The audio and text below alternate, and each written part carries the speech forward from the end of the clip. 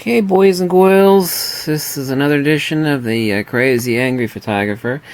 What I'm going to be doing is going over tips and tricks for your Nikon D7100. Most of these, however, are also applicable to the Nikon D810. Now, I'm not going to be going over the obvious nonsense, but I'm going to make a series of these videos.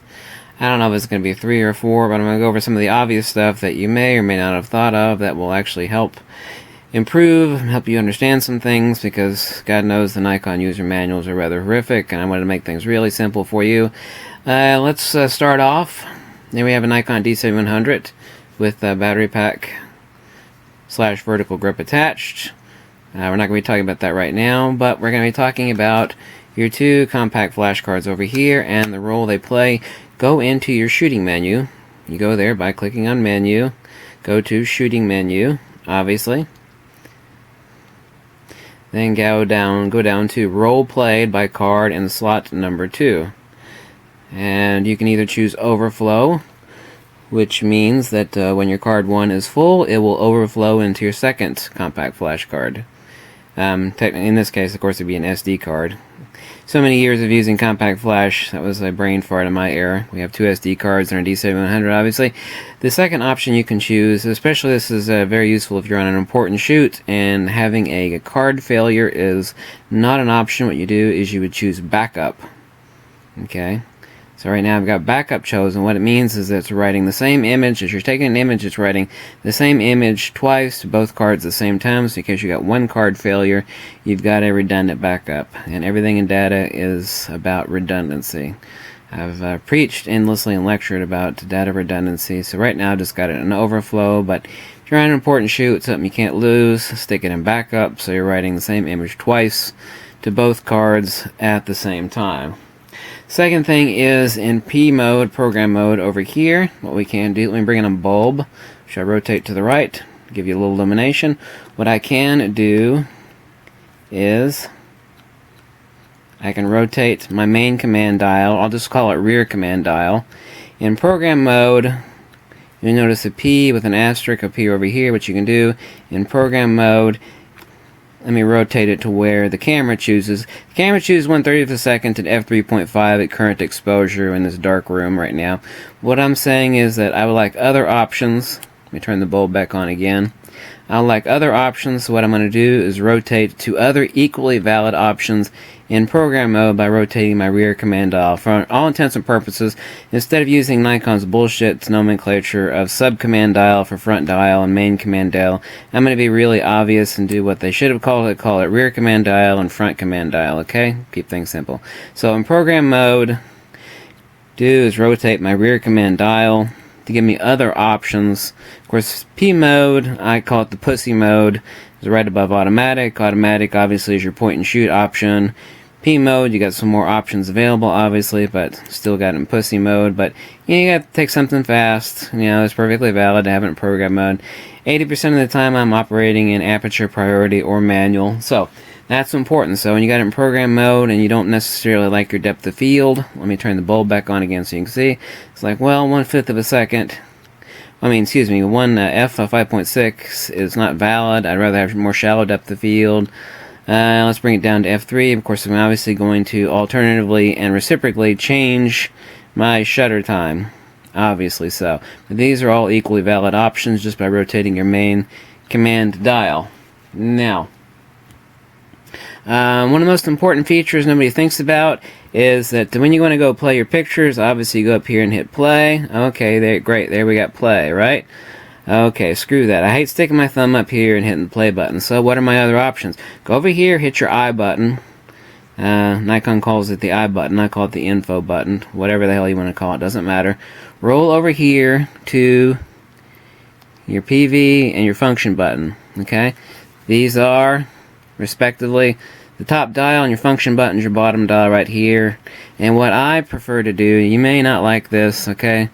Whatever's the case, you can do is you can click on that. Remember, hit your I button, scroll over there using your command wheel, click on that, and then what you're going to do is you've got all these different options. You can reassign that button. You can assign it to auto exposure, autofocus lock, hold, autofocus on, flash off, center weight versus spot metering, blah blah blah blah. I choose playback. So when I'm done taking a picture and I want to quickly preview it, instead of actually dragging my thumb up here, whatever finger I've got, I just hit the function button. Ta-da! There we go. Don't like going up here all the time having to do this nonsense. I got my finger up here, I just hit my function button, I've reassigned the bottom front button, if you want to think of it that way, to the play option. Now you can reassign it however you want. Remember, click your I button over here, go over here, excuse me, let me get back, function button, enter on your command dial, change it to whatever you want to change it to. Now I've got mine set to play, because it's so handy, I don't have to do anything, my finger is already there to begin with, so we'll want to preview what I just took a shot of. Boom! There it is. Okay? Now let's talk about slave flashes and commander modes. What we're going to do is we're going to go to E3, and we're going to go to custom settings menu, and you see I've got all our main folders here: autofocus, metering, timer, shooting display, bracketing, controls, movie. Okay, so what I'm going to be doing is going to E, and then down to 3. Right now my pop-up flash is set up for TTL, standard Dicky-Do, point and shoot mode basically. And what I'm going to do is I'm going to stick it in commander mode. I either stick it in manual, I can stick it in repeating mode, we'll talk about that later. We're going to go down to commander mode. So right now my built-in flash, i.e. my pop-up flash, my D7100 or my D810, both of these are the same. I've got it set in commander mode. Okay. Right?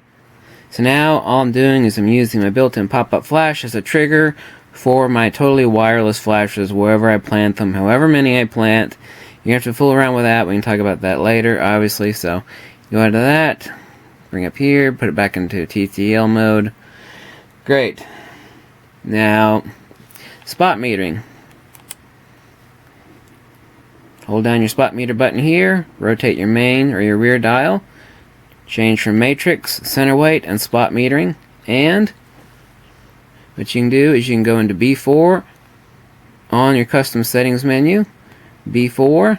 Now anytime there's an asterisk over here, it means you've taken it out of default. So I'm going to go down to B4.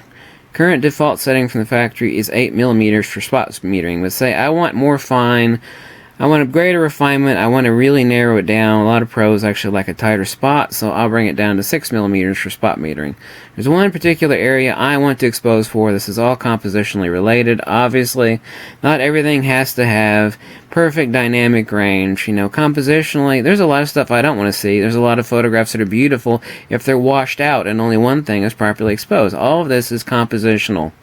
You know, it depends on, well, does the shot deserve this? What sort of photograph am I trying to make? The important thing is what another person sees as a crap photograph is one thing. You know, what you're trying to aim for, that's your photography. You know, when he's gonna, you know, Picasso wasn't trying to imitate, you know, another painter, and vice versa. You know, your shooting is your shooting. You need to learn to be able to make the photographs you want. The important thing, though, is that you make what you've got in your head.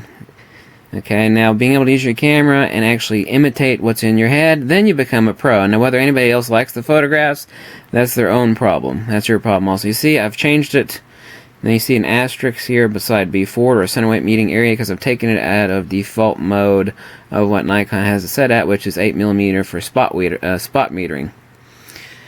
Okay, now I've talked about this before, but since this is a tips and tricks video series,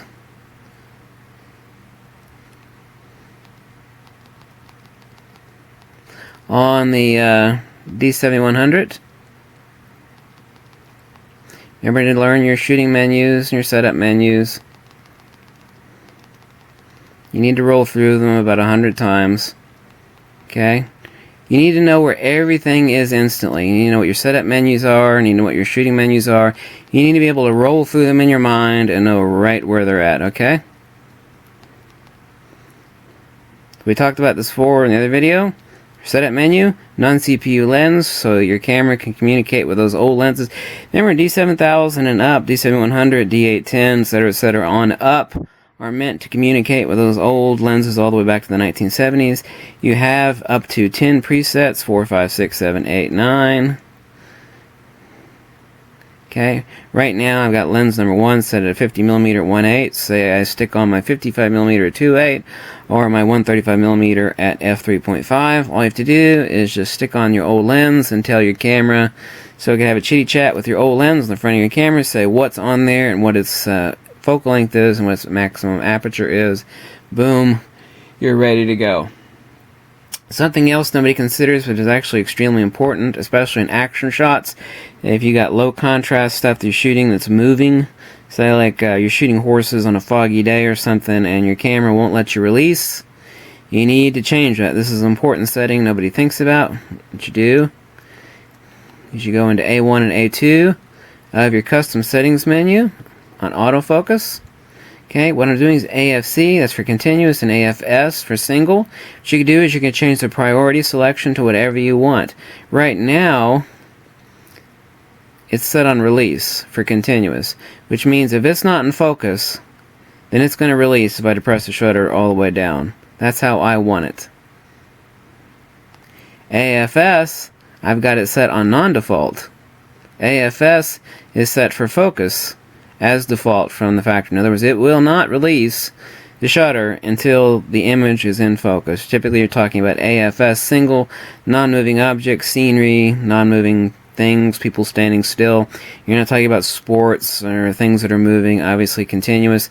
I've got it set for release. Typically I have both of them set at release. AFC on A1 is currently set at default. Default for AFC or continuous shooting, I've got it set for release. Now if you have it set for focus, you might lose that really ever important action shot, because it's still focusing no matter whether you have all 51 focus point sensors on. I mean, you might have very low contrast. No matter how good the camera is, it might have a problem focusing, especially on a fast-moving subject. All you need to do then is you need to have your camera, like I use it most of the time, in aperture priority. You know the distance of what's approaching you, or what's coming, or what's going. So you know you're going to have it in focus, depending on your depth of field. So that's why I've got it in aperture priority mode. So I know ahead of time that even if it's slightly out of focus, I've still got it in focus. I've got it set for release. Therefore, I don't lose what image I'm trying to get, because whether it's in focus or not, I'm still going to be able to release my shutter. Now if I have it set for focus mode, that's non-default from factory. In AFC mode, default is release for obvious reasons. Okay, I've got it set for release. AFS, I have it set out of default. I prefer that also. There are many times that I do not want it set for focus. I'm going to be able to release it when I hit release. If you got the skills and you know what your depth of field is, and you have it in your aperture priority, and you know what's going on before you depress the rest of the shutter, you know you're confident when you drop the release all the way. Okay, I'm not worried about it being in focus because I've already taken those things into consideration ahead of time. That is non-default.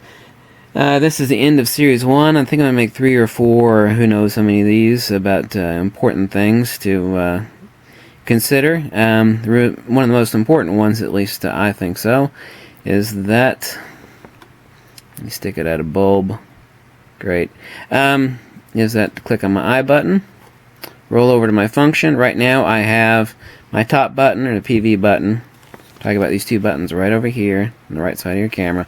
Bottom button I have set for play, because I don't want to roll my thumb up here and hit the play button every time to review the picture I just took. My finger's already there, I can do it. Hit it again, boom. Hit your I button. You can also do this in your menu.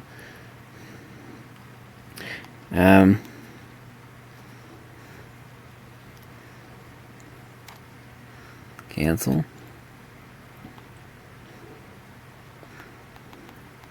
I'm going to go into retouch menu. Function button. I got it set for play. You can set it for whatever you want. Now for my secondary button up above, I've got it set for auto exposure, auto focus lock, because I don't like dragging my thumb up here. It's easier. I've also got my middle finger up on the front of my camera instead of reaching up here with my thumb, which I don't like to do. You may like that, that's fine. I've got my second front button set for auto exposure, auto focus lock. These are some of the simple tips and tricks to remember, especially about reassigning your buttons to make them comfortable. You may be left-handed, you may not like that. Whatever is the case, we're going to go over to Series 2 here in a little bit on D7100 tips and tricks. And like I said, most of these are also applicable to the D810 camera. Thanks for watching. If you like these videos, you can always drop me a donation, or you can tell me to go screw myself, whatever makes you the most happy. And let me know on any questions or videos that you'd like to make. Thanks, okay? Bye.